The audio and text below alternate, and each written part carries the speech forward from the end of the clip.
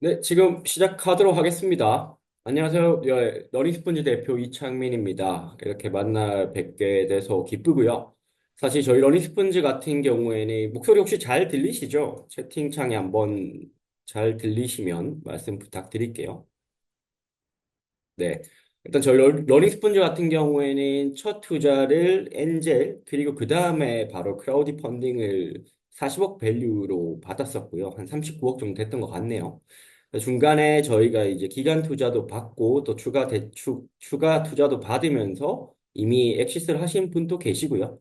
여전히 남아서 더 높은 기업 가치를 기다리는 분들도 계시고 그런 상황에서 이번에 추가로 펀딩을 열게 되었고요.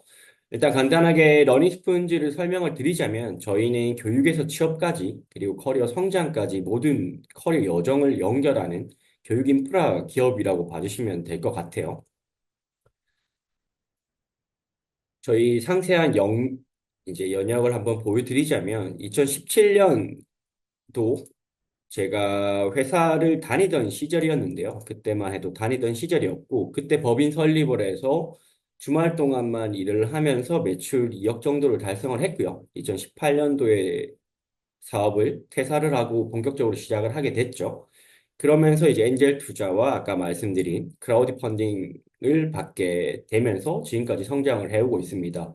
2억으로 시작해서 이제 30억대까지 지금까지 달려오고 있었고요. 좀 재밌는 게 있다면 저희 첫 엔젤 투자 같은 경우에도 저희 수강생 분이셨어요. 제가 처음 만들었던 퀀트 강의에 들어오셨던 분인데 이분이 저희 수업을 들으면서 이제 투자를 결정하게 되셨죠.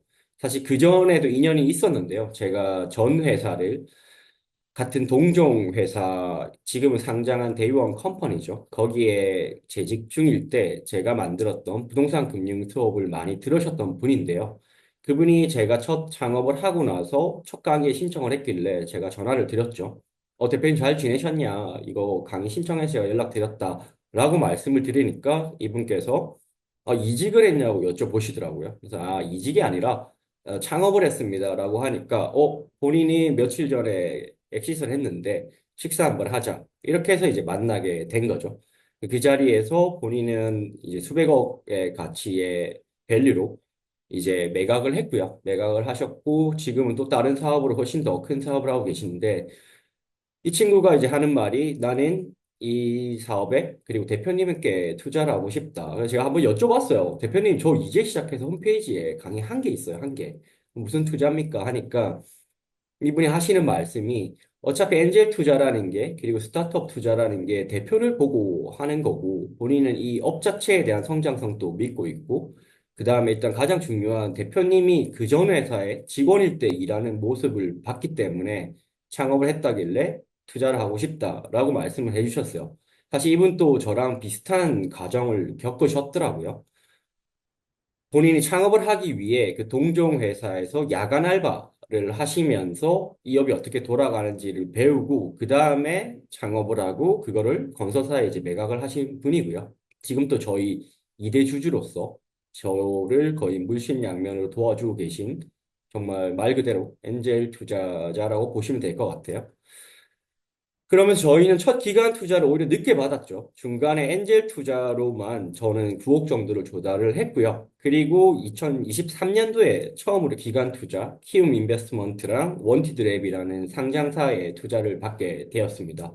그리고 엔젤 투자 같은 경우에도 크라우드 펀딩 말고는 VC 대표님들이나 혹은 자산운용사 대표님들 쪽 금융권 분들로 구성이 되어 있고요. 제 첫 직장이 증권사다 보니까 아무래도 인맥이 그쪽으로 좀 네트워크가 있어서 연결이 되어서 주로 금융권 대표님들이 엔젤 투자자로 들어와 있다고 보시면 될 것 같아요. 자, 그러면 우리는 어떤 회사냐? 아마 러닝스펀지를 알고 계신 분도 여기에 계실 거고, 처음 보시는 분도 있을 수 있을 것 같아요. 저희는 지금 DT 시대에 맞는 머신러닝이나 AI 같은 그런 스킬이나 혹은 HR, 마케팅, 파이낸스 같은 본업을 더 잘하기 위한 그런 업스킬 컨텐츠를 제공하는 회사고요. 자, 그럼 이게 어떤 말이냐? 그리고 지금 우리의 상황은 어떠했냐?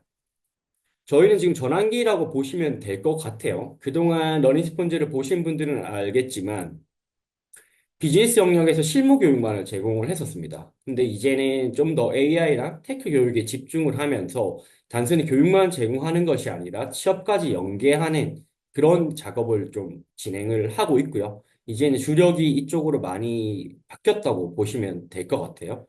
즉, 교육에서 취업까지 모든 과정을 잇고 있는 회사라고 보시면 될 것 같습니다.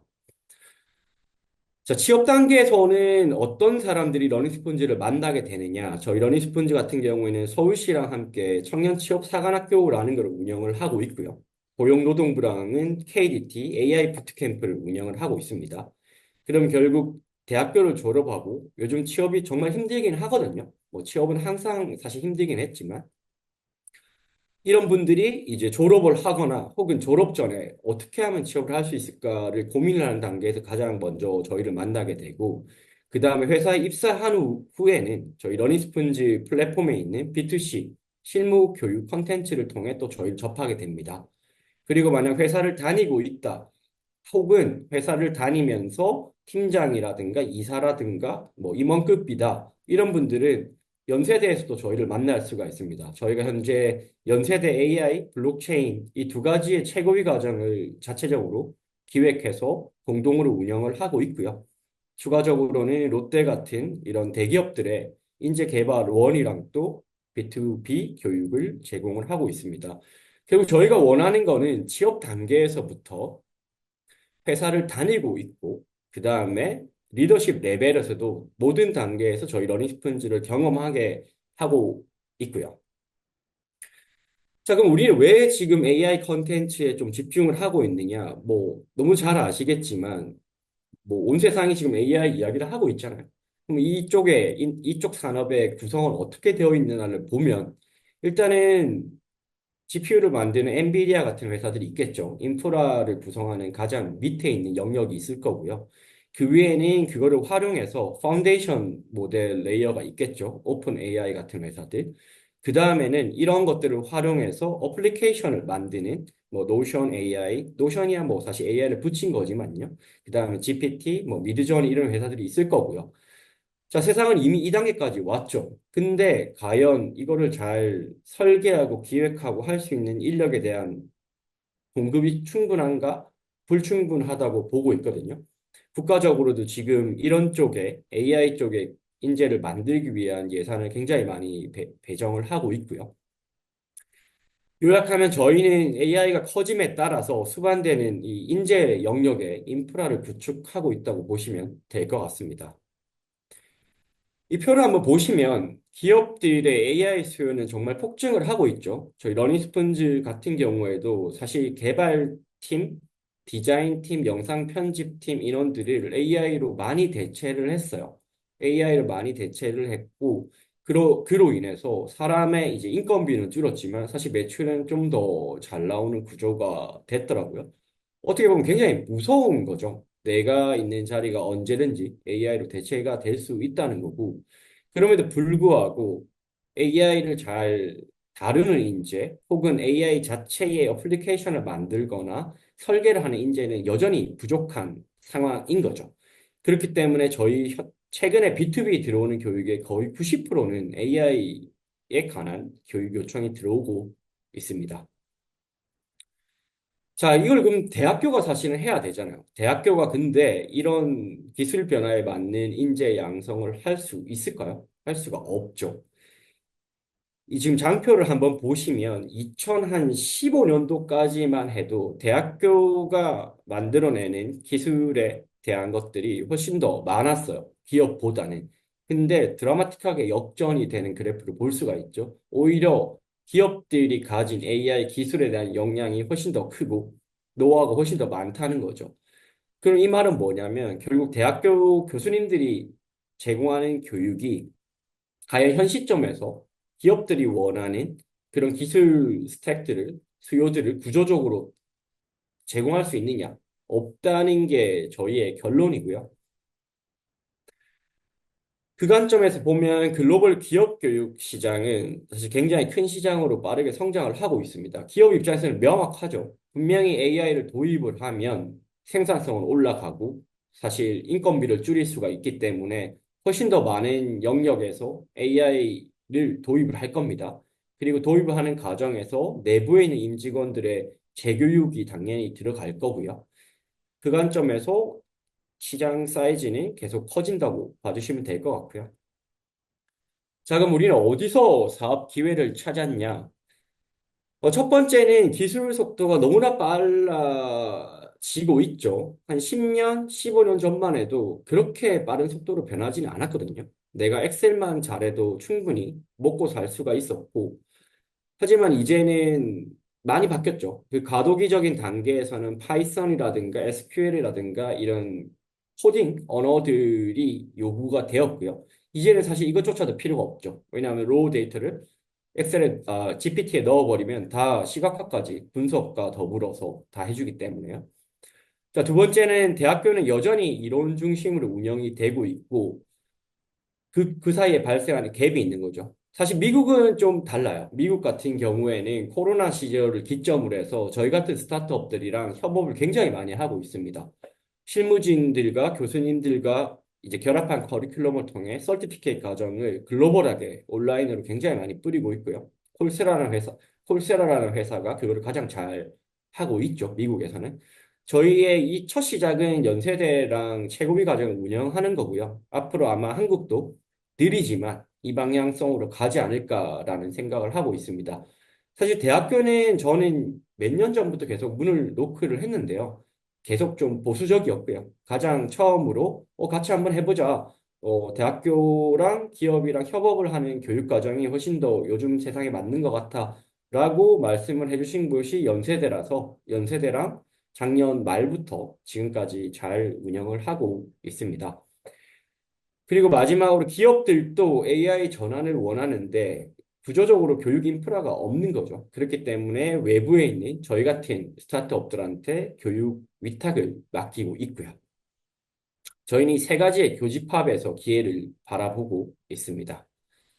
자, 그럼 우리는 이거 어떻게 해결하느냐? 저희가 전업 강사를 데리고 온다거나 교수님을 데리고 오면 구조적으로 해결할 수가 없겠죠. 저희 같은 경우에는 저희 러닝스푼즈랑 함께하는 실무진들은 실무 교육, 아니, 이제 교육을 제공하는 실무진들은 대부분 네이버나 쿠팡 같은 빅테크, 대한민국에서 빅테크 IT 기업에 재직 중인 분들이고요. 이분들이 퇴근을 하고 혹은 주말에 시간을 내서 본인들이 가진 실무 교육을, 실무 컨텐츠를 고객들에게 제공을 하고 있습니다. 자, 요약하면은 우리는 대학교들이 제공하지 못하는 기술 격차를 해결하고 있는 거죠. 지금 오른쪽에 보시는 게 저희가 가진 컨텐츠인데, 바이오 딥러닝, 이 딥러닝으로 신약 개발을 하는 걸 가르친다거나, 혹은 토스의 데이터 사이언티스트들이 어떻게 하면 500만이 넘는 유저를 획득할 수 있었는지 데이터 기반으로 분석하는 기법, 이러한 것들을 알려주고 있습니다. 지금까지 저희는 1,700개가 넘는 컨텐츠들을 오픈해 오면서 각 다양한 영역의 전문가들의 네트워크를 다 가지고 있고요. 컨텐츠가 어떤 게 잘 되고 어떤 게 안 되는지에 대한 데이터들을 보유하고 있습니다. 그 과정에서 첫 번째 저희는 어떤 방향성으로 좀 피벗을 했느냐. AI 교육이랑 그동안 가지고 있었던 LMS, 이제 온라인 러닝 매니지먼트 시스템인데요. 이거를 통해서 B2G 시장에 진입을 했습니다. 얼마 전 뉴스 보시면 아시겠지만 AI 쪽에 뭐 100조의 예산을 투입을 한다. 그런 말들이 있는데 뭐 개인적으로는 과연 100조로 이게 될까라는 생각은 있지만 그럼에도 불구하고 사업가기 때문에 거기서 기회를 또 잡아야 되니까 그 100조 예산 안에는 분명히 AI 인재에 대한 양성에 대한 예산이 배정이 될 거고요. 그런 것들이 다 고용노동부로 흘러가고 있고 저희는 그런 예산을 따서 이제 사업을 수주를 하고 있다고 보시면 됩니다. 저희는 테크런이라는 브랜딩을 통해서 3개월에서 6개월 집중 교육을 통해서 AI 기반의 엔지니어, 마케터, 기획자 등을 양성을 하고 있고요. 지금까지 서울시에서 운영하는 청년 취업 사관학교 같은 경우에는 저희가 아마 가장 많은 수주를 했을 겁니다. 지금 또 4개, 5개 정도의 캠퍼스를 운영을 하고 있고요. 고용노동부 사업 같은 경우에도 작년 말에 2가지의 사업을 수주해서 본격적으로 이제 시작을 하고 있고, 추가적으로 내년도에는 대기업들이 가지고 있는 그런 취업 부트캠프를 저희가 위탁으로 받아와서 운영을 하는 것을 계획하고 있습니다. 저희가 지금까지 청년 취업 사관학교 같은 경우에는 600명 이상의 수료생들을 발생을 시켰고요. 이제 KDT라든가 다른 취업 부트캠프도 더 많은 이제 수강생들이 존재하고 있고, 결과가 사실 중요하죠. 교육으로 끝나면 되는 게 아니라 이 친구들은 어떻게 하면 취업을 해야 될까가 중요한데, 다행히 저희는 결과가 좋습니다. 저희 수료생들의 수료를 하고 6개월 이내에 거의 90%에 가까운 인원들이 가고 싶은 회사 혹은 아직은 작지만 본인이 하고 싶었던 업무를 찾아서 취업을 달성을 하고 있고요. 사실 이건 좀 별개의 이야기인데요. 취업이라는 게 사실 항상 힘들죠. 힘든데 좀 제 개인적인 이야기를 좀 드리자면 취업은 사실 항상 힘들었습니다. IMF 세대였던 분들은 그때가 힘들었다고 하실 거고요. 저 같은 경우에는 어떤 시대였냐? 2010년도였어요. 2010년, 뭐, 11년 이럴 때였는데, 금융위기, 2007년 금융위기가 터졌을 때 저는 군대에서 이제 배를 타고 있었고요. 그래서 아예 돌아가는 걸 몰랐고, 제대를 하고 취업을 준비하는데 이제 금융위기가 터진 거죠. 그래서 4학년 1학기 때 제가 SK그룹에 SK 이제 증권사를 가기 위해 그룹 공채 썸머 인턴에 지원을 했는데 딱 그때 그리스 뭐 이런 유럽 경제 위기가 터진 거예요. 그래서 제가 서류랑 필기 시험은 다 붙었고 면접이 이제 2번 남은 상황이었죠. 면접이 2번 남았는데 선배한테 한번 물어봤어요. 먼저 들어가 있는 선배한테. 선배 이번에 몇 명 뽑아? 하니까 이제 3명을 뽑는다고 하더라고요. 금융위기가 갑자기 터져서. 그래서 이제 고민을 했던 거죠. 내가 아무리 잘해도 3명이면은 나보다 잘하는 사람 3명만 있으면 내가 떨어지는 건데 이거는 좀 다르게 접근을 해야 되겠다라는 생각을 해서 어떤 방법을 썼냐. 면접 전날 아침에 정장을 입고 제가 비타오백 200병에다가 제 얼굴과 제 이름을 붙여서 여의도의 본사 앞으로 찾아간 거죠. 새벽 한 5시 반 정도에 간 것 같아요. 소장님들께 먼저 한 박스씩 드리고, 제가 뭘 할 건데, 그냥 봐주세요. 라고 말씀을 드리고, 출근하시는 분들한테 비타오백을 돌리기 시작을 했어요. 안녕하십니까. 이번에 SK그룹에 지원한 이창민입니다. 하면서 이제 아침 한 7시, 6시 반부터 출근하시는 분한테 돌리기 시작을 했죠. 다들 이제 얼떨떨 하면서 이제 받아 가시더라고요. 그러다가 이제 좋은 차가 한 대 오는데 소장님들이 막 뛰어오시더라고요. 그래서 이거는 100% 대표님 정도는 되지 않을까라는 생각을 했죠. 그래서 이제 저도 같이 달려갔어요. 비터백을 들고 정장을 입고 이제 막 뛰어갔죠. 그래서 이제 차에서 내리시는 분께 전달을 드리면서 똑같은 말을 들으니까 이분이 당시에 대표님이셨거든요. 나중에 알고 보니 이분이 하는 말이 자네는 왜 이런 일을 하는가라고 말씀을 하길래 제가 그때 드렸던 말씀이 아니 대표님 지금 뭐 취업하는 친구들이 다 자기소개서에 열정이 있다고 쓰는데 사실 글로 쓰는 거는 누가 못합니까? 저는 직접 보여드리려고 왔습니다. 라고 말씀을 드리니까 이제 대표님이 하고 올라가시더라고요. 나중에 알고 보니까 이제 이분이 엘리베이터 타고 올라가면서 인사팀에 전화해서 야, 쟤 뽑아 라고 하셨다고 하더라고요. 그리고 다음날 이제 면접을 들어가는데 저는 이제 들어가는데 굉장히 사실 딱딱한 분위기잖아요. 대기업 면접이라는 게. 근데 다들 아빠 미소를 지으면서 저를 바라보시길래 이거 뭐지? 하고 앉았는데 다들 하시는 말씀이 아유, 창민 씨 어제 잘 먹었어요. 어떻게 그런 생각을 했어? 하면서 뭐 그냥 별거 묻지도 않고 면접 과정이 2번이 지났고요. 그렇게 합격해서 이제 첫 커리어를 시작하게 된 거죠. 그러니까 이 말씀을 왜 드리냐면 돌이켜 보면은 취업이라는 것은 사실 항상 힘든 것 같아요. 힘든 것 같고 근데 요즘 제가 이 부트캠프 사업을 하면서 만나는 20대 친구들을 보면 좀 안타까운 게 정말 역량은 뛰어나요. 역량은 뛰어난데 물론 문턱이 좁아진 것도 당연히 부정할 수는 없겠죠. 예전에 비해. 근데 그럼에도 불구하고 이 친구들이 부족한 게 뭐냐면 어떤 방식으로 취업을 접근해야 되는지 회사에서 원하는 사람이 어떤 사람인지 자체를 모르더라고요. 왜냐하면 주변에는 다 그냥 같은 대학생들만 있으니까 계속 이상한 자격증, 정말 회사에서는 아무 쓸모없는 그런 자격증들만 따고 있더라고요. 차라리 그것보다는 아르바이트든 계약직이든 진짜 회사에 들어가서 일을 경험해보고 혹은 회사에 들어가자마자 내가 바로 무언가 보여줄 수 있는 그런 실무 역량을 가지고 그걸 바탕으로 포트폴리오를 만들어서 제출을 하면 훨씬 대학교만 딱 졸업한 친구보다 튈 수가 있는데 그런 걸 잘 모르더라고요. 그래서 저희가 부트캠프를 하면서도 그런 관점에서 많이 접근을 하고 있어요. 실무자들이 봤을 때 어떤 사람을 선호할까? 저희는 그거를 가장 잘 알죠. 왜냐하면 저희 쪽 B2C에 오시는 분들이 대부분 이제 실무자 분들이기도 하고요. 저희는 이제 그분들 눈높이에 맞는 B2C 컨텐츠를 그동안 기획을 해왔고, 그다음 B2B 교육을 나가는 것도 항상 상대방이 대기업의 HR 팀이기 때문에 우리한테 요청을 하는 내용을 보면은 아, 지금 A라는 기업에서는 이런 것들을 원하는구나. B라는 기업은 이러한 것들을 집중하고 있거나 공통적인 부분들이 있잖아요. 저희는 이제 그런 경험이 있고 그런 네트워크가 있기 때문에 그런 거를 살려서 부트캠프를 구성을 하니까 취업률의 결과가 높게 나오고 있는 것 같습니다. 자, 그럼 경쟁사랑은 뭐가 다르냐? 말씀드린 대로 저희는 현업 실무진들의 DB를 활용해서 가장 고퀄리티의 그리고 채용 트렌드에 적합한 부트캠프를 제공하고 있고요. 그 결과물로 수주도 1등이고요. 취업률 자체도 높죠. 그리고 대기업이 본인들이 수주한 사업도 저희한테 좀 기획부터 운영까지를 통으로 위탁을 하고 있는 단계라고 보시면 될 것 같아요. 자, 그럼 다른 경쟁사들은 어디냐? 아마 땡땡 컴퓨터 뭐 이런 거 많이 보셨을 거예요. 강남에도 그렇고 지방에도 그렇고.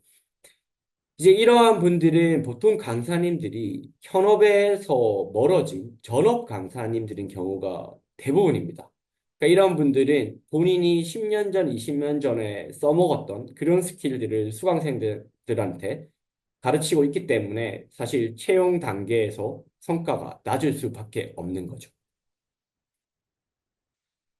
자, 두 번째는 연세대를 통해서 저희는 이제 최고위 시장, 결국 이거는 B2B 시장인데요. 최고위라고 하면 각 기업의 대표나 이사님들이 저희 쪽에서 수강을 하고 있고요. 결제는 B2B에서 일어나는 거죠. 650만 원짜리 강의인데요. 보통 30에서 40명 정도가 참여하시고 있고요. 정말 삼성전자의 뭐 상무님이라든가 은행의 부행장 이런 분들이 주로 오신다고 보시면 될 것 같습니다.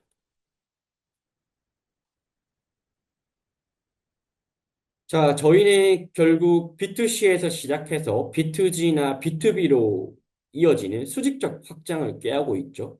마진 구조가 사실 마켓 사이즈도 그렇지만 마진 구조 자체가 B2B, B2G 쪽이 훨씬 더 좋습니다. B2C 같은 경우에는 마케팅 예산이 생각보다 많이 들어가고요. 심지어 저희 같은 스타트업들 같은 경우에는 매출은 원화로 받지만 마케팅은 메타나 유튜브 같은 걸로 활용하기 때문에 달러로 나가고 있어요. 근데 달러가 제가 사업 시작할 때만 해도 1,100원에서 이제는 1,400원대에서 내려오질 않죠. 그럼 가만히 있어도 마케팅비가 20, 30%가 늘어났다는 거기 때문에 여기서 마진을 내는 구조는 굉장히 어렵습니다. 글로벌로 봐도 저희 같은 교육 스타트업들 중에 수조 원으로 상장을 하거나 매각이 된 회사들은 대부분 B2B 기반의 회사들이라고 보시면 될 것 같아요. 유의미한 스케일로 한 회사도 그렇고요. 그래서 저희의 마진 구조는 올해부터 급격히 개선이 되고 있습니다. 뒤에도 한번 보여드릴 텐데요. 저희가 작년도에 30억대에서 마이너스가 처음으로 10억을 찍었거든요. 굉장히 큰 폭의 적자였고요. 처음으로. 사업 전환 과정에 있어서 쉽지 않더라고요. 이게 아무리 작은 회사라도 기존의 B2C 기반의 회사를 B2C를 유지하면서 B2G나 B2B 매출을 확장을 한다는 것은 내부 인력 구조도 바꿔야 되고요. 사업 운영 방식도 바꿔야 되고요. 그 과정에서 이제 지출이 많았죠. 여러 가지 지출들이 많았고, 올해부터는 그게 이제 안착화돼서 올해는 상반기 기준으로는 전년 그냥 연간 대비해서 거의 90% 이상의 손실을 줄였고요. 지난 두 달 동안은 월 3천, 월 6천 이렇게 영업이익 자체가 발생을 하고 있습니다. 그래서 4분기를 잘 마무리하면 연간 흑자로 올해부터는 전환이 된다고 보시면 될 것 같습니다. 네, 지금 저희 7월, 8월, 9월인데 아마 10월도 지금 흑자일 것 같고요. 이제 11월도 들어올 돈, 수주 미리 해둔 게 있어서 흑자가 날 것 같아서 올해는 아마 연간 흑자로 돌아서지 않을까로 예상을 하고 있고, 저희 러닝스폰지를 보면은 직장인과 취업 준비생 유저가 9만 명 정도 있고요. 보통은 연봉 5천 이상의 고소득 직장인 플랫폼이라고 보시면 될 것 같아요. 주력은 30대 남성들이 가장 많죠. 정말 회사에서 활발하게 일을 하시는 분들이 많고, 근데 이 비중이 점차 조금은 바뀌고 있어요. 이제는 저희가 부트캠프를 하면서 20대 분들의 비중이 늘어나고 있죠. 말씀드린 대로 저희의 B2B 고객사들은 저희가 좀 고단가다 보니까 저희가 HRD 시장에서 가장 좀 비싼 프라이싱을 하는 회사 중에 한 개라서 작은 회사들은 저희 고객사로는 잘 없고요. 보통은 대기업들을 저희 고객사로 두고 있고 요즘에는 정말 대부분 AI 역량 강화를 원하고 계신 것 같아요. 자, 그럼 우리는 왜 이런 식으로 좀 피벗을 했느냐, 사업 구조를. 사실 말이 피벗이지 하는 일은 똑같습니다. 저희는 원래 그동안 또 데이터 사이언스라는 B2C 실무 교육 과정이 있었고요. 다만 어디에 힘을 쏟냐, 어디에 선택과 집중을 하느냐의 차이였던 것 같고, 지금 코드잇이라는 회사, 정말 훌륭한 회사죠. 지금 여기에 있는 두 회사는 정말 대단한 회사들이고요. 코드잇 같은 경우에도 저희랑 동일하게 B2C 기반으로만 운영을 했었어요. 투자도 저희보다 많이 받았었고요. 120억 정도를 원래 받았었고, 근데 계속 좀 적자가 심했어요. 22년도에 보시면 29억 매출에 마이너스 40억, 뭐 23년도에는 40억에 마이너스 50억. 23년도에는요. 근데 24년도부터 지표가 드라마틱하게 개선이 되고 있죠. 이때가 바로 B2G, 부트캠프 사업에 본격적으로 실적이 나오기 시작한 시점이고요. 그리고 올해는 아마 뭐 제가 찾은 데이터로 판단을 한 건데 훨씬 더 높은 영업이익을 달성하고 기사를 보시면 아시겠지만 IPO를 준비하는 단계입니다. 그리고 스파르타 코딩도 훌륭한 회사죠. 여기는 가장 먼저 좀 B2G 시장에 뛰어들었어요. 취업 부트캠프 시장에. 그러면서 계속 흑자를 유지하면서 영업이익 100억까지 달성을 하면서 결국 사모펀드에서 크게 투자를 받으면서 진행을 하고 있는 회사입니다. 자, 글로벌 플레이어들 성과를 보면은 저희가 롤 모델로 삼고 있는 거는 아까 말씀드린 콜세라를 좀 롤 모델로 삼고 있는데요. 콜세라 같은 경우에는 대학교와 협업을 굉장히 잘하고 있습니다. 대학교랑 협업을 해서 온라인 석사까지 제공을 하고 있고요. 학사까지도 확장을 했고요. 서티피케이트 같은 경우에도 대학교들이랑 해서 글로벌로 뿌리고 있죠. 결국 우리가 노리는 시장도 B2B나 B2G인데 대학교와 결합을 하는 그러한 방식으로 가지 않을까라고 생각을 하고 있습니다. 저희의 최종적인 비전을 보시면 과거에는 B2C 실무 교육에만 집중을 했다면 이제는 교육이랑 취업을 연결하는 인재 양성 솔루션을 제공을 하고 있고요. 미래에는 이제 글로벌로 좀 진출을 하려고 하고 있고요. 지금 준비를 하고 있는 거는 얼마 전에는 MIT 쪽에서 연락이 와서 AI 교육과정, 교수님들이 찍어 놓은 게 있는데, 이거를 1년 구독으로 10,000달러에 제공을 하고 있는데, 한국에서 이거를 좀 확장하고 싶은데, 파트너가 될 수 있느냐, 요런 미팅이 와서 진행을 하고 있고요. 만약 이게 된다면 저희가 그러한 가정들의 운영을 저희가 맡아서 하지 않을까라고 생각을 하고 있고, 별도로 또 준비하고 있는 거는 미국 빅테크 에듀 투어 같은 걸 또 준비는 하고 있어요. 외국인 분인데 미국 빅테크에 다니고 계신 분이고, 원래는 AI 실리콘밸리에 방문을 해서 스탠퍼드에서 약간 이제 하루 이틀 정도 교수님께 교육을 듣고, 그 다음에 아마존이라든가 마이크로소프트 같은 회사들을 투어하는 그런 교육 상품을 운영하시던 분인데요. 지금은 코로나 때 그거를 접고 인텔에 들어가서 일하고 계신데, 이거를 한국 쪽에서 확장을 해보고 싶다고 해서 저희도 이제 그쪽 미팅을 하면서 어떻게 하면 좀 글로벌로 확장을 할 수 있을까? 지금 첫 시작은 한국 분들을 외국으로 보내는 거로 시작을 해볼 것 같고, 두 번째는 이건 조금은 다른 방향인데요. 제가 사실 장표에 넣지 않았어요. 크라우디 상세 페이지에도 없고, IR 장표에도 없는 내용인데, 저희가 가진 컨텐츠를 자막을 좀 달아서 글로벌하게 팔아보려고 하고 있습니다. 이건 좀 재밌는 내용인데요. 우연히 보다 보니까 해외에서 한국인 몇몇 분들이 K-뷰티에 연관된 교육 컨텐츠를 좀 올린 게 있더라고요. 예를 들어 뭐 메이크업이 있겠죠. 메이크업도 있을 수 있고 K-팝 댄스 같은 게 있을 수 있고 사실 저희가 그동안 해왔던 영역이랑은 조금은 다르죠. 조금은 다른데 어떻게 보면 좀 더 라이프스타일 컨텐츠라고 보시면 될 것 같은데 사실 근데 교육이라는 게 기획과 운영의 과정은 본질은 저는 똑같다고 생각을 하거든요. 시장에서의 문제점을 파악하고 그럼 이걸 어떻게 해결할 수 있고, 그럼 누구를 데리고 와서 어떤 컨셉으로, 어떤 커리큘럼을 구성을 해야 되고, 어떤 방식으로 마케팅을 해야 되고, 사실은 주제만 다르지, 그 본질은 저희는 똑같다고 바라보고 있고요. 그래서 지금 사이트는 사실 완료가 다 됐어요. 글로벌하게 뿌릴 수 있는 사이트는 완료가 다 됐고, 그 컨텐츠를 만들 크리에이터도 섭외는 완료가 됐어요.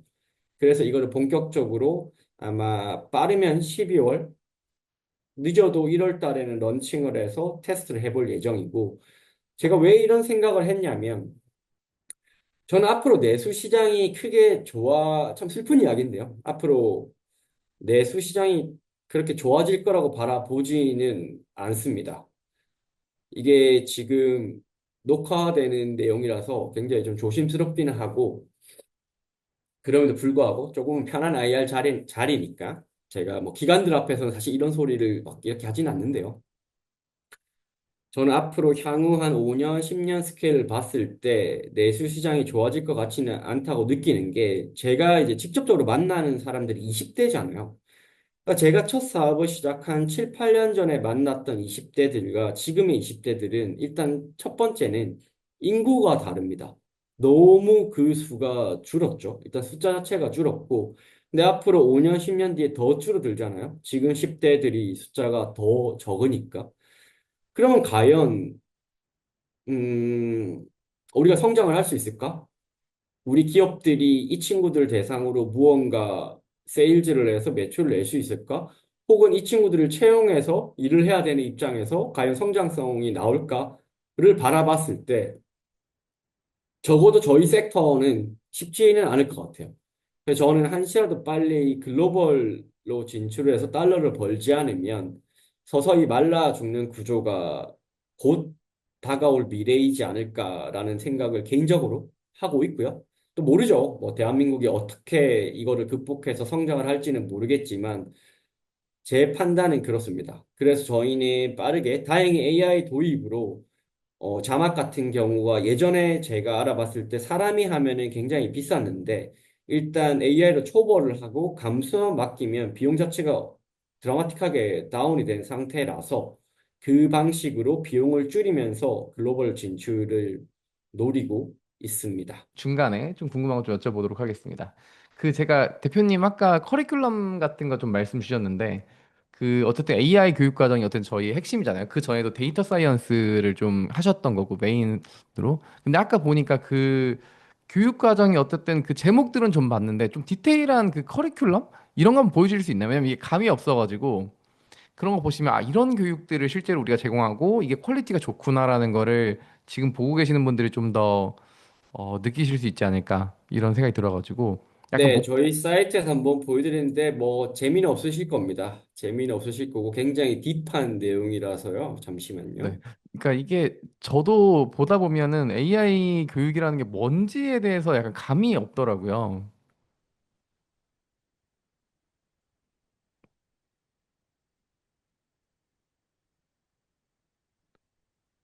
네, 제가 저희 사이트 한번 공유했는데요. 지금, 보입니다. 보이시죠? 네네. 잠시만요. 저희 뭐 이런 거죠. 보시면은 지금 시장에서 대중들이 그냥 편하게 수업을 듣는 것들은 뭐 GPT 활용법 이런 거일 건데 저희는 그게 아니라 이런 LLM을 어떻게 하면 제대로 튜닝을 할 수 있을까? 거기에 이제 레그 모델이 들어가고 그거를 통해서 에이전트를 어떻게 제대로 만들 수 있을까? 그러니까 에이전트를 활용하는 게 아니라 에이전트를 만들 수 있는 그런 내용을 가르치고 있는 거죠. 그러면은, 보시면은 일단 우리가 뭐 LLM 하니까 아 이게 뭐 LLM은 이런 거구나라고 대부분 일반적인 사람들은 그냥 그 정도만 알고 있는데 이게 실무적으로 과연 이게 뭔가? 그럼 LLM에 들어가는 모델들은 또 뭐가 있느냐? 이런 것들을 지금 커리큘럼 보시면은 뭐 모르시겠죠? 보셔도 어렵죠? 저도 뭐 이쪽 전문가는 아니지만 항상 만들다 보니 눈에 들어오는 것들이 있는 건데요. 그러니까 이런 뭐 랭체인이니 이런 실무자들이 봤을 때는 아, 이게 필요하구나라고 생각을 하는 거죠. 왜냐하면 대기업 같은 경우에는 내부 데이터 때문에 이제 퍼블릭한 그런 AI 툴들을 못 쓰는 경우들이 많아요. 자체적인 LLM을 구성을 해야 된다거나 이럴 때 내부에 누군가가 이걸 해야 되는데 사실 일반적인 예를 들어 제조기업이다. 아니면 일반적인 뭐 IT 회사도 이거는 신기술이기 때문에 모르시는 분들도 있으실 거고 그러다 보니 이제 이런 것들이 필요한 거죠. 아, 내가 이거를 듣고 우리 회사에서 쓸 수 있는 GPT 같은 걸 만들어야 되겠다.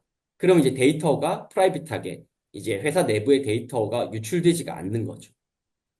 음, 그럼 이제 보통 이런 것들은 이제 기업에 계시는 분들 혹은 기업들의 B2B 수요가 좀 있는 강의라고 저희가 좀 이해하면 되겠네요, 대표님. 기업에서 법인카드를 주고 듣고 와라. 듣고 와서 우리 내부에 이 GPT를 하나 만들어 봐라. 뭐 이런 거를 이제 음, 말씀을 하시는 거죠, 사실.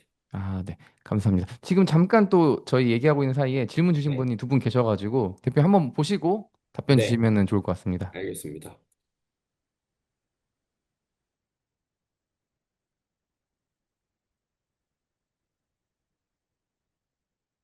네, 이번 투자를 저희 뭐 사실 새로운 강사 영입에는 돈이 들지는 않고요. 왜냐하면 어차피 매출 기반으로 쉐어를 하고 있기 때문에 뭐 거기에 고정비가 들어간다거나 목돈이 들어간다고 하고 있지는 않고요.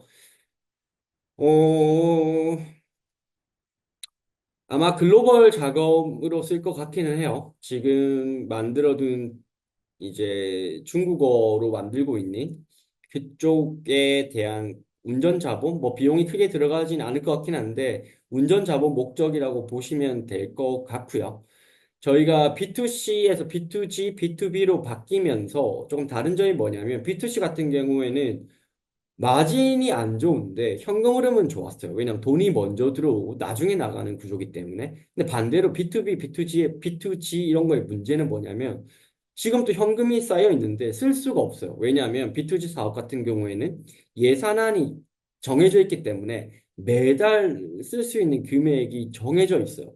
그래서 현금은 있지만 한 달에 일정 부분만 빼서 쓸 수 있다. 근데 새로운 무언가를 할 때 약간의 운전 자본이 모자라다. 뭐 요런 목적이라고 보시면 될 것 같고 지금 고용노동부에서 제공하는 B2G 사업 같은 경우에는 한 명을 모집을 하면 수강생들은 영원을 내는데요. 나라에서 1,000에서 2천만 원 정도의 교육비를 저희에게 제공해 줍니다. 사실 굉장히 큰 돈이죠. 그리고 교육비가 영원이라는 말은 B2C 시장에서는 마케팅을 써서 고가의 강의를 팔아야 되는데 같은 마케팅 비용을 써도 영원짜리를 판다고 한번 생각을 해보시면 훨씬 더 난이도가 낮지 않겠어요? 근데 들어오는 매출은 훨씬 큰 거죠. 저희 B2C 실무 교육 과정이 고가라고 해도 70에서 120만 원, 뭐 최고위는 650이지만 그거는 B2B 섹터니까 논외로 하고요. 근데 이거는 영원을 내 고객들한테 영원을 받는데 나라에서는 1,000에서 2천만 원을 주니까 드라마틱한 매출의 성장과 영업이익이 나오는 거죠.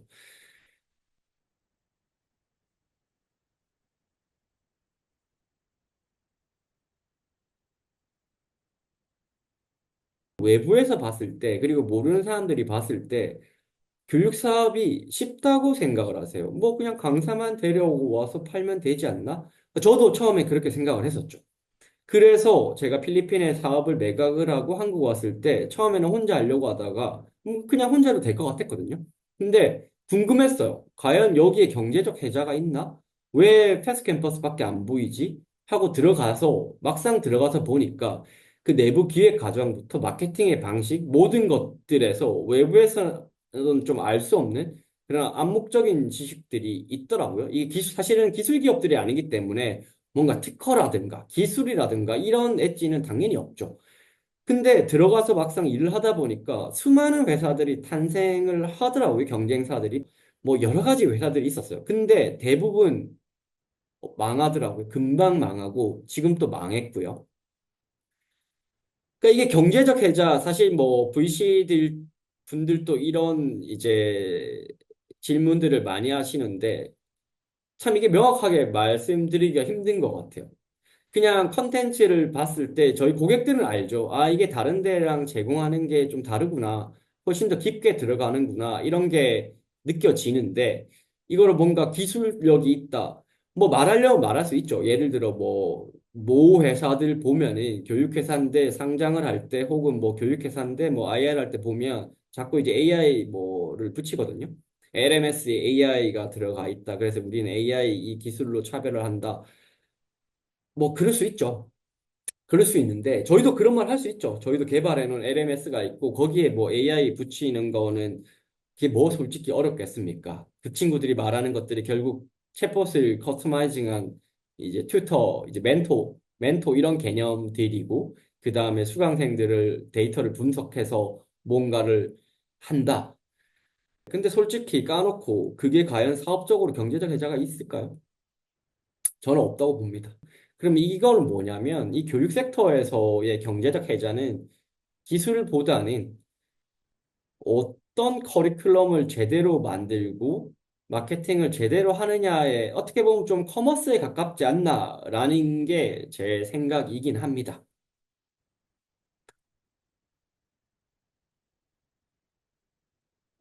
해외 같은 경우에는 일단 첫 테스트는 아까 말씀드린 K 뷰티 쪽의 교육 컨텐츠로 갈 것 같아요. 지금 섭외해 놓은 게 이제 필라테스 뭐 마스터나 메이크업 아티스트 이런 분들인데요. 재밌는 게 해외에서는 이런 컨텐츠가 5달 만에 20억, 30억씩 팔리더라고요. 5달이 안 되었는데. 그래서 아마 동일하게 저희도 첫 테스트는 B2C는 그 방향으로 할 것 같고요. 결국 우리가 바라보는 거는 지금 올해 내내 이제 B2G랑 B2B로 하방을 막은 거죠. 결국 영업이익 내는 구조를 막은 거고, 그러면서 이제 탑 라인이 매출은 유지하거나 소폭의 이제 상승 추세로 가고 있는 거고. 근데 저는 결국 큰 이제 업사이드가 나올 영역은 글로벌한 B2C 영역이라고 바라보고 있고, 한국이 아니라. 그래서 B2C 영역은 좀 대한민국이 장점을 가지고 있는 영역에서 승부를 보려고 하고 있습니다. 아, 네. 감사합니다, 대표님. 그러면은 어쨌든 해외 글로벌로 하는 거는 대한민국에 좀 강점 있는 뭐 K-뷰티 쪽에서 승부를 보신다는 말씀이시죠, 대표님? 이게 사실 저희가 아직 매출을 찍은 게 아니라서 참 말하기 민망한데요. 그냥 리서치는 많이 했고요. 리서치는 네네. 많이 해서 사실은 대만에서 그렇게 한국인 몇몇 분들이 에이전시 끼고 올린 컨텐츠들이 있어요. 그래서 음, 제가 이제 그 회사에 연락을 해서 대표랑 얘기를 했어요. 그 경쟁사에 연락을 했어. 왜냐하면 이 두 개의 회사가 있던데 한 회사는 한국인이 만든 컨텐츠가 한 네 개 정도가 이제 막 올라왔는데 다 20억, 30억씩가 팔린 거예요. 2달에서 5달 만에. 음, 그러면 사실 엄청난 거잖아요. 그 컨텐츠가 근데 제가 봤을 때는 10시간짜리 컨텐츠예요. 뭐 라이브 이런 것도 아니고 그냥 녹화된 컨텐츠인데요. 그래서 제가 그 경쟁사한테 컨택을 해서 대표랑 이제 미팅을 했는데 그쪽 회사한테 이제 제가 들었던 말씀이 너희 지금 실무 교육만 하고 있네. 우리도 그런 거 하는 회사다. 근데 너네 경쟁사가 지금 K 컨텐츠로 이렇게 매출을 잘 내고 있는데 우리가 그걸 제공하겠다라고 하니까 그 대표는 약간 그런 컨텐츠에 약간 회의적이더라고요. 그래서 그냥 저희가 이제 그냥 사이트 아예 다 만들었고요. 사이트 대만으로 만들어 놨고, 결제는 페이팔 통해서 이제 그쪽 사람들은 그냥 자기들 신용카드 쓰면 되고, 저희는 이제 달러로 받는 거죠. 그렇게 사이트 구축 다 해놔서 아마 다음 달 정도부터는 컨텐츠 촬영에 들어가서 판매를 좀 시작해보지 않을까 바라보고 있습니다. 지금 좀 추가적인 질문 몇 가지가 있는데 그 B2G가 수익이 좋다고 하셨는데 향후 사업이 더욱 커질까요? 학생이 주면 쪼그라드는 거 아닌지요? 질문 주셨습니다. 아, 네, 그 관점, 저도 이제, 짧은 단기적인 시각으로 보면 괜찮을 수 있겠죠. 근데 저는 아까 말씀드린 대로 결국 끓는 물 속에 개구리이지 않을까라는 생각을 가지고 있고요.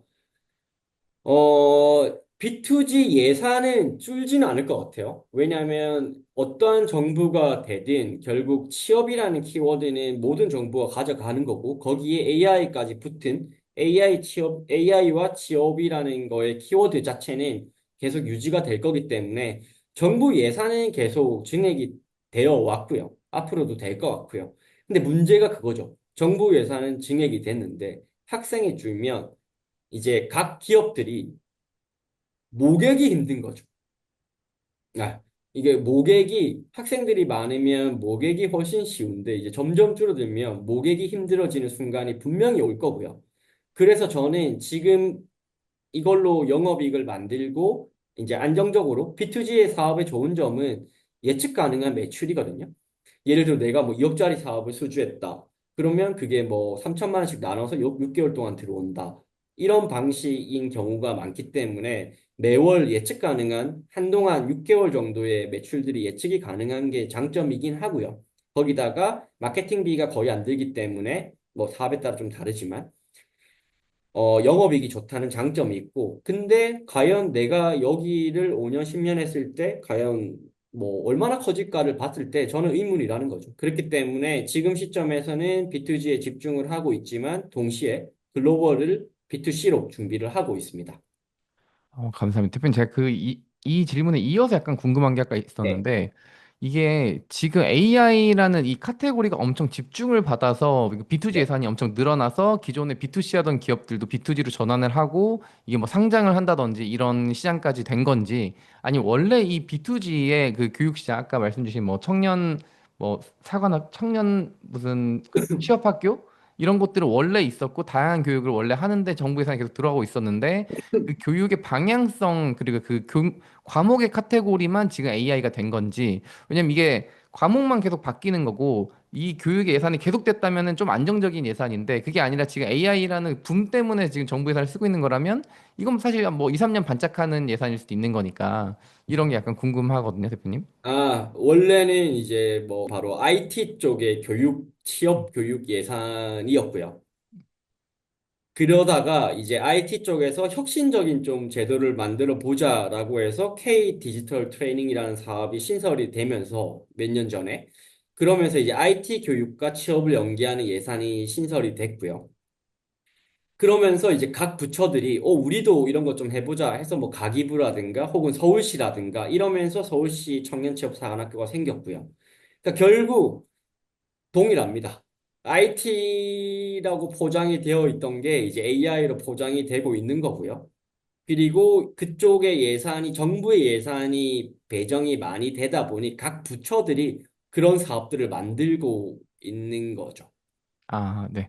감사합니다. 그러니까 저도 이제 예전에 한참 뭐 이제 뭐 대학 다니거나 이럴 때는 그런 곳에서 뭐 엑셀 그쵸. 가르쳐 주고 포토샵 가르쳐 주고 뭐 이제 이런 것들이 이제 정부 지원금이 엄청 많았던 걸로 제가 기억을 하는데 그냥 맞아요. 그게 원래 있던 예산인데 지금 약간 AI에 포커스되고 있어서 이 시장 자체는 좀 어쨌든 규모는 좀 안정적으로 유지가 되고 있다. 약간 이렇게 저희가 좀 이해해도 되겠네요. 네, 규모 자체, 뭐 예산 자체는 계속 이름만 다르게 해서 커지고 있는 상황이고요. 기존에 있던 것도 있고, 뭐 추가가 계속 되고 있는 상황이라고 보면 될 것 같네요. 대표님, 그리고 이거랑 이제 약간 또 이어서 제가 하나 더 궁금한 게 아까 그 경쟁사들 중에서 매출이 B2C 하면서 급격하게 커진 곳들이 좀 있었잖아요. 네. 근데 어떤 사업을 얼마나 수주해야지 그 정도 매출이 이제 몇백억씩 막 나오는 건지. 왜냐면 이게 그 실제로 뭐 그냥 사업의 숫자가 많아졌기 때문에 그렇게 된 건지 아니면은 그냥 규모 큰 사업을 그냥 수주했기 때문에 그런 게 가능한 건지 뭐 이런 게 왜냐면 되게 빠르게 매출 성장이 일어났잖아요. 정부 B2G, B2B를 하는데도 불구하고. 그래서 그런 좀 특성이 있는지 궁금합니다. 어, 사실 K 디지털 트레인이라는 게 이제 들어가기가 사실 힘들거든요. 이제 음. 신규 진입을 거의 막아놨고, 저희가 이제 작년 말에 거의 막차 탄 것 같고, 기존에 있던 사업자들한테 새로운 과정 개설은 조금 더 유연하게 해주고 있어서, 그건 훨씬 더 수월하고요. 그래서 보통 한두 개로 들어갔다가 한 10개의 사업까지로 늘리면, 그러니까 이게 뭐냐면, 한 과정을 허가를 받으면 계속 그냥 열 수가 있는 거예요. 1년에 한 번 이게 하는 게 아니고, 제가 열겠습니다 하면 열어서 그 다음에 또 열겠습니다 하면 열 수가 있고 그러니까 많이 열고 모객을 많이 하면은 매출이 드라마틱하게 올라갈 수가 있는 구조라고 보시면 될 것 같아요. 아, 그러면 일단 그 사업 안에 내가 선택이 들어가서 사업을 하는 하는 기업으로 뽑히는 게 일단 중요하고, 그렇죠. 거기서 내가 일단 커리큘럼을 만들어서 그 커리큘럼을 모객하는 거는 우리 회사가 하는 거긴 하네요. 거기서 이제 모객이 되면 예산을 일단 정부에서 주는 구조인 것 뿐이지. 맞습니다. 그 뭐 아, 결국 돈 받는 주체가 달라진 거라고 보시면 될 것 같고 음, 그래서 오히려 오래된 그런 IT 학원들이 그런 사업을 수주를 해도 고전을 하는 게 마케팅 역량이 없어서 모객이 안 됩니다. 모객이 안 돼서 계속 폐강이 되고 있고요. 오히려 스타트업들은 페이드 마케팅 같은 게 굉장히 익숙한 사람들이기 때문에 훨씬 더 모객을 잘 하고 있고 실무자들이 강의하는 것도 작년이 다른 점일 수 있을 것 같고 그 다음에 제안님은 구독형 저희가 사실 뭐 완전한 사스 형태로 무언가 제공하고 있는 건 없고요. 그냥 이게 참 어려워요. 특정한 회사들 보면은 매년 저희한테 이제 교육을 맡기는 곳들이 있는데 그게 사실 보장은 아니거든요. 이게 뭔가 보장은 아니고 그냥 이 정도로 계속 하고 있구나 정도인 거고 뭐 매년 저희의 컨텐츠를 임대해 가는 회사도 있기는 해요. 뭐 1년에 3천만 원 정도를 주고 컨텐츠를 임대해 가서 보는 곳들도 있기는 하고 그래서 사스 구조, 반복 매출 구조로 볼 수는 없을 것 같습니다. 음. 대표님, 근데 이제 저희가 정부 사업들 저도 이제 주변에서 많이 봤는데 정부 사업을 하는 곳들을 많이 봤는데 이 정부 사업의 문제가 일단 많은 정부 사업마다 당연히 다 특색이 다르지만 일단 수주를 하면 인력을 늘려야 되는 경우가 굉장히 많더라고요. 왜냐면 그게 페이퍼워크도 많고 뭐 요구하는 것들이 어쨌든 간 많다 보니까 근데 이제 내년에 또 될지 안 될지를 모르는데 근데 그럼 이제 고정비는 늘어나는데 매출은 변동성이 큰 구조가 정부 사업을 많이 하는 곳들이 좀 고민하는 부분이더라고요. 맞아요. 물론 이게 정부 사업마다 조금씩 다 다르긴 다릅니다. 다만 이걸 저희 사업은 조금 다른 게 어쨌든 강사라는 주체는 뭐 필요에 따라서 이제 데려올 수 있는 거지만 다만 저희도 뭔가 그 고정비는 정말 어느 정도 늘어날 수 있는 구조일 수 있을 것 같아요, 대표님. 그래서 이런 것들 좀 사업 구조 한번 설명 주시면은 그게 약간 우리의 리스크일 수도 있고 어쩌면 우리의 강점일 수도 있는 부분일 것 같아서. 저희는 어떻게 하냐면 음, 사실 이게 예전에 저희도 그런 역할을 하는 친구들을 신입 그냥 정규직으로 많이 채용을 했거든요. 근데 음, 말씀하신 대로 고정비 부담이 계속 늘어나는 형태로 갈 수가 있어요. 자칫 잘못하면. 그러니까 물론 B2C는 그게 좀 더 심하기는 해요. B2C 같은 경우에는 컨텐츠 예를 들어 뭐 50개를 하다가 100개를 하면은 사람이 당연히 더 필요한 거고 계속 수반될 수밖에 없는데 B2C는 그 정도는 아니지만 그럼에도 불구하고 매출 비례성이 있을 수 있는데 저희는 어떻게 해결하냐면 저희가 청년 취업 사관학교 운영하기 때문에 거의 뭐 두 달, 세 달에 한 번씩 각각 캠퍼스에서 졸업생들, 수료생들이 나와요. 근데 이런 친구들이 수료하기 전에 조기 취업하는 친구들도 있고, 수료를 하자마자 바로 취업하는 경우들도 있는데, 한 3분의 1 정도, 한 절반 3분의 1 정도는 이제 취업 준비하려고요 하는 친구들이 있어요. 저는 그런 친구들을 저희 쪽에 단기 인턴으로 모셔와서 저희가 운영하는 사업의 취업률도 올리고 이 음, 친구들을 일 경험도 시키고 이런 구조로 해서 비용을 정말 많이 줄이면서 운영을 하고 있고요. 음.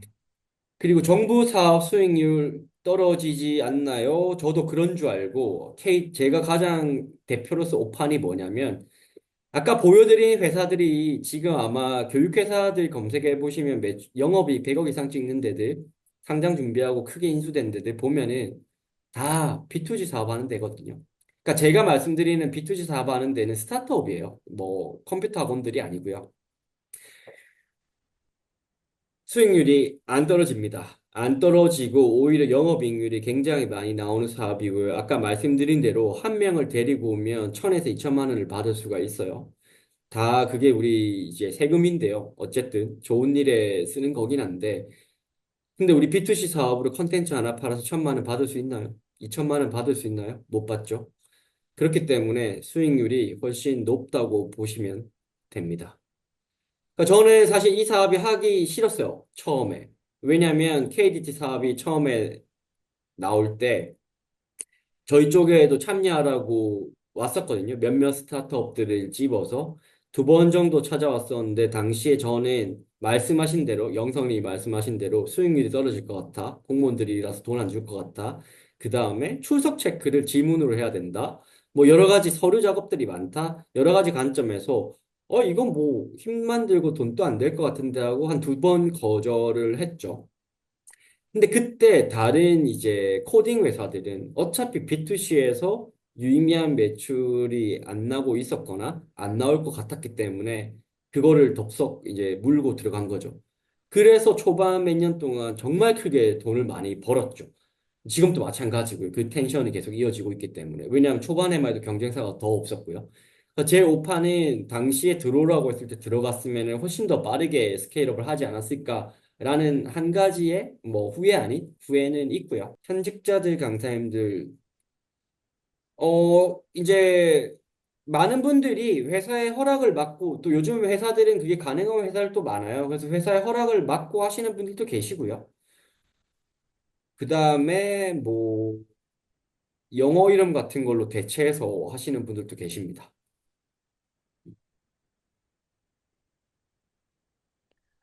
네. 감사합니다. 지금 저희가 지금 1시간을 좀 넘게 해가지고, 네네. 지금 또 질문 주셨네요. 네.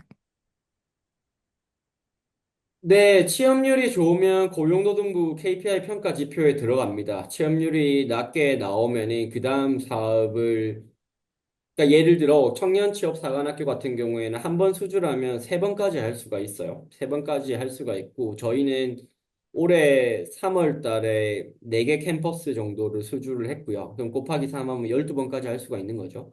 그리고 한 캠퍼스당 기대 매출이 1.2에서 1.6억 정도 되고요. 그게 순차적으로 이제 내년까지 해서 매출이 발생하는 구조인데 거기서 저희가 취업률이 낮다거나 뭐 교육생의 불만족이 생긴다거나 하면 수주를 했는데 3번까지 못하고 한 번 하고 이탈되는 회사들도 굉장히 많습니다.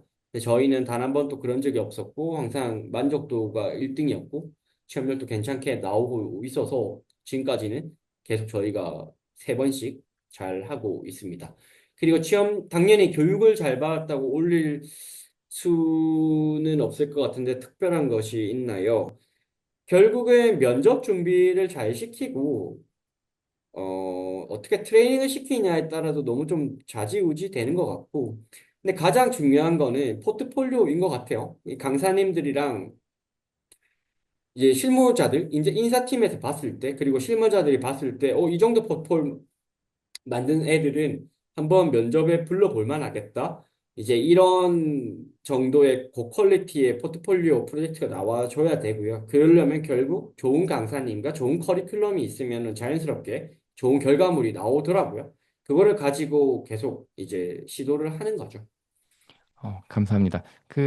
제가 약간 질문 하나 더 하고 싶은데 궁금한 게 갑자기 생겨가지고 저희가 그 B2G 사업을 저도 이제 많이 보기도 하고 저희도 예전에 많이 해가지고 그 B2G 사업이 너무 가지각색인 게 저희한테 돈을 먼저 주고 뭐 매달 쓸 수 있게 해주는 것도 있지만 일단 니네 돈 쓰고 나중에 이제 뭔가 저희가 돌려받는 구조도 있었거든요. 저희 같은 경우에는.